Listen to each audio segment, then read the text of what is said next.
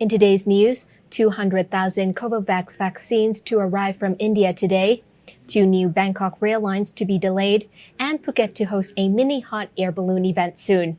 All this is coming up in today's program.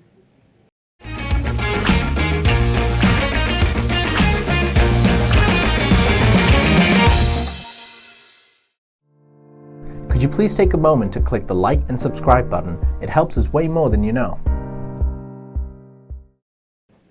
You're watching Thailand News Today, bringing you the latest top stories in Thailand and beyond. I'm Natty and I'm filling in for Jet Gunther.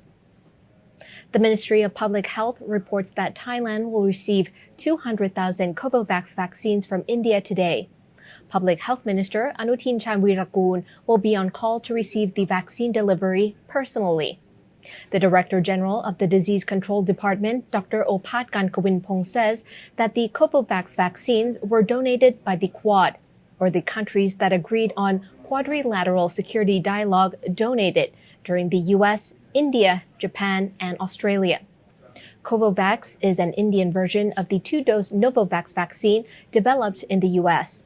The authority added that Covovax was very new and not many exports had been made since they started manufacturing in India. The second dose of the 2-dose vaccine would be given after 3 weeks. The vaccine was recommended for unvaccinated people or people allergic to other COVID-19 vaccines. The Thai Public Health Authorities says it will need more studies before it is offered as a booster in Thailand.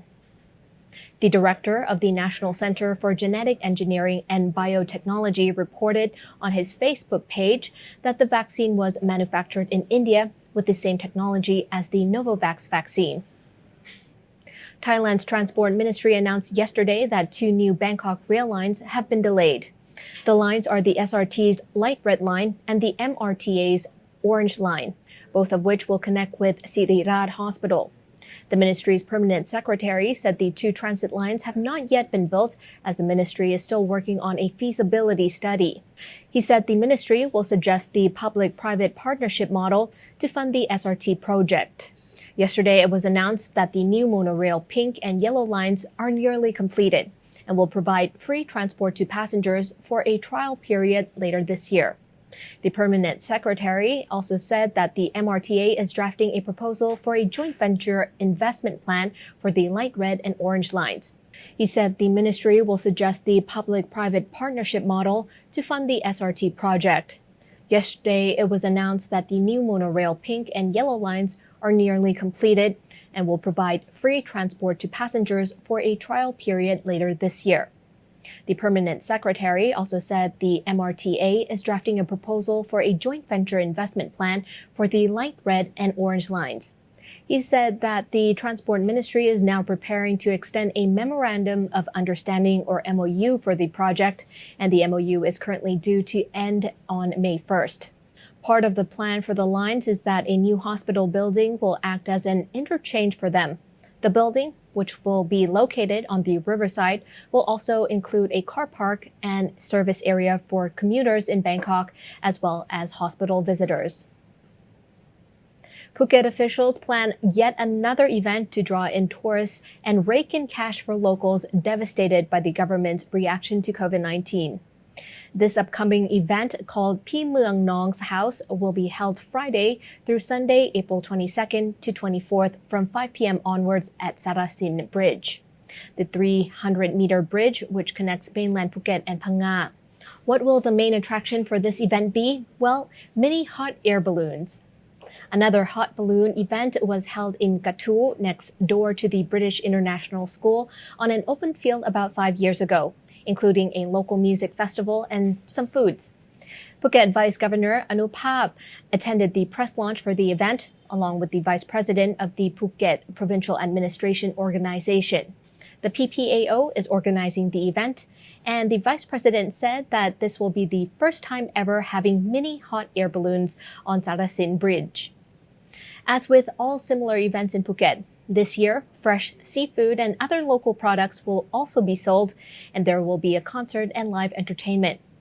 The governor said in addition to helping revitalize Phuket's fractured tourism economy, the event will also help, quote, build relationships between our brothers and sisters of Phuket and Phang Nga, end quote. Transferring money overseas? Sick and tired of the insane charges? Well, there's a new product to solve that problem. Try D-Money on your next international money transfer with the best rates and no added costs. Go to dmoney.com. A male political activist and finance officer of the Move Forward Party has been found dead in the Isan province of Nakhon Ratchasima. Initial reports suggest that he hanged himself at a bus stop near a police booth in front of the district office. But his mother believes her child was murdered, as wounds and mysterious evidence have been identified. On April 19th at about 3:40 a.m., a police officer says that he heard a dog barking loudly while working inside his police booth. He decided to check it out and found a corpse hanging in the bus stop pavilion. The death was reported to be a 27-year-old Anan Longkate, better known as Boy, a political activist and finance officer of the local Move Forward Party. According to Thai media, Boy visited Nakhon Ratchasima to join a seminar at Fortune Hotel Korat. He went out of his house in Isan Province, Roi Et on April 16th, checked in at a hotel in Nakhon Ratchasima on April 17th, joined the seminar on April 18th until 12 p.m. and disappeared. His friend had tried finding him and reported the missing to the officers at Mueang Nakhon Ratchasima police station before his corpse was spotted. Boy's mother, Nupit Longkate, has told the Thai media that she didn't believe her child would commit suicide because they had just met and dined together during Songkran festival. She said that Boy didn't seem to be worried or stressed about any problems. She also added that suicide seemed very unlikely because her child was a political activist, a fighter who faced many difficulties in life. The rescue team told Thai media that Boy had a wound on his head, some scratches on his hands, and a bruise on his back. Nearby, the rescue team found blood and sunglasses, which have not yet been identified. Boy's corpse was sent to Chalerm Phrakiat Hospital for an autopsy.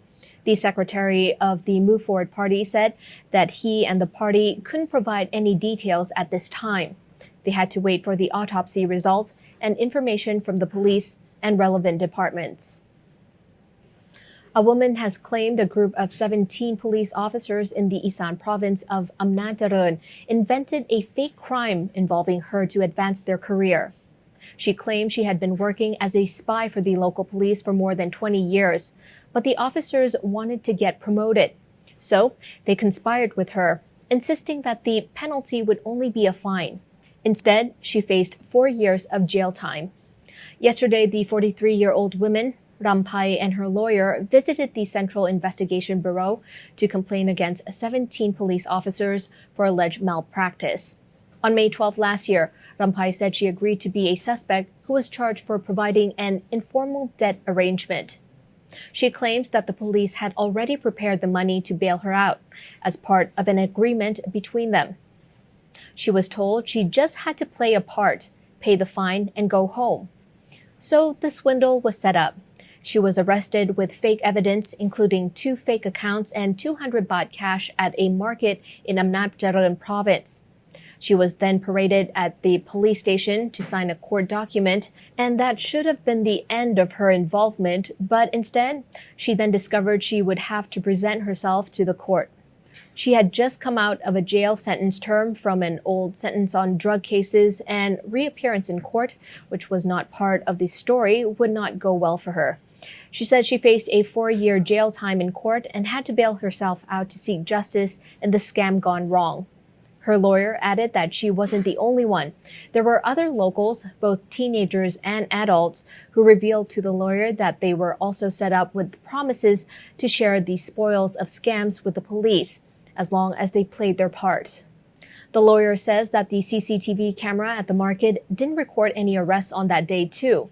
He added that they had a message and phone call history saved and audio files of the conversations where police threatened her to stop revealing stories. She has submitted the files to authorities as evidence. That's all for today's report from Thailand News Today. We'll be back tomorrow. Until then, you're up to date on the Thaiger. Have a great day ahead. Sawadee ka.